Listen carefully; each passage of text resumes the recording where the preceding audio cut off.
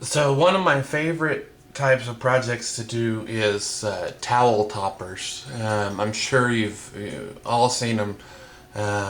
They've been around for a long time. We had several of them when I was growing up. My grandma loved to make them a lot.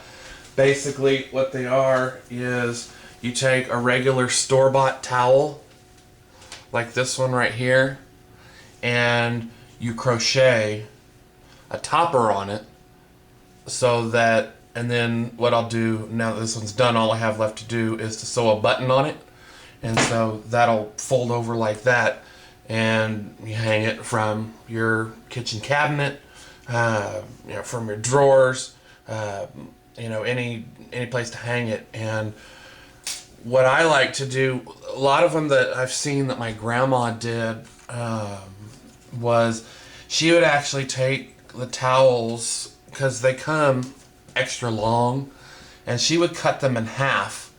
But she also had a serger so that she could take the half ones, and up here on the top she would serge along the edge as to keep it from unraveling.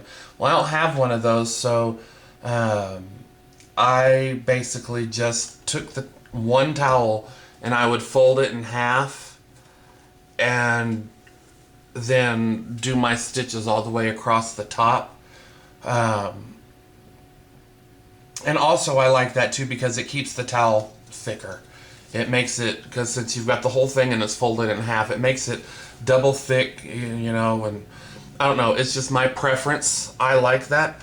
If you don't like the double thick towel, you can go ahead and cut it in half. Just, regular pair of scissors, cut it in half.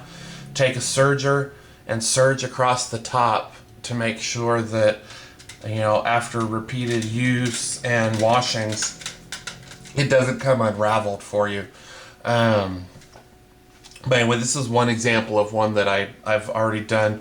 The one I'm going to show you today is actually Halloween inspired. I picked up this towel at Target yesterday. Actually, it came in a package of 2 identical towels.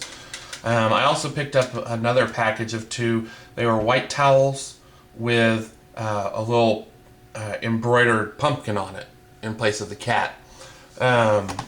And I decided to do this because, obviously it's getting towards the end of September and Halloween is coming up, and I'm getting ready to pull all of my decorations out of storage so I can decorate for Halloween. And I thought this would be a nice touch to add to the kitchen. The yarn I'm using is just a regular, this one actually came from Walmart. Our associate store here in Northwest Arkansas, we have a store that we get sample items in, and they're not generally items that go to the public stores.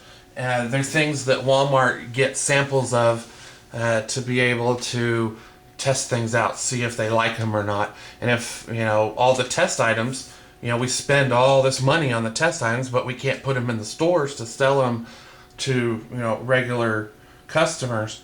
So they put them in what they call the associate store, and it's a store here in Northwest Arkansas that only Walmart associates can go to. Anyway, this is the yarn that I'm using. It's a Bernat Softy Chunky Kids. I don't know if this one is available to the public, because even here on the band around the ball it says sample. So I don't know if it is available. Then this is the yarn that I'm using. If not, any color orange yarn is really fine to use on this project. I just picked orange because it goes really good with the purple.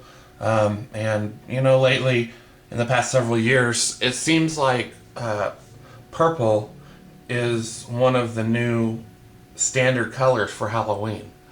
I've seen it, especially at Walmart.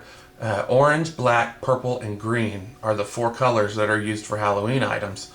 And I've seen it at some other stores too.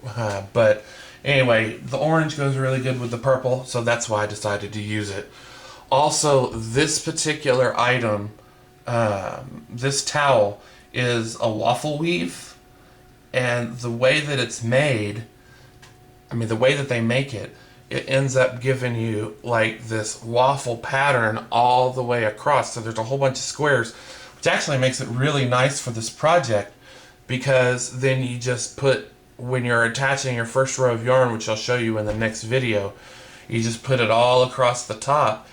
You put one stitch into each of the little waffle squares across the top. So that way you don't have to measure anything. Because like with this one that I did, it's just a regular towel. And so I had to measure, I measured, these stitches are actually all 1 centimeter apart. I just used a regular ruler, and I went across and I used a fabric pen to mark on it, and you can't see the fabric pen because I covered it up with the stitches. But anyway, these I had to measure out and mark. But with the waffle pattern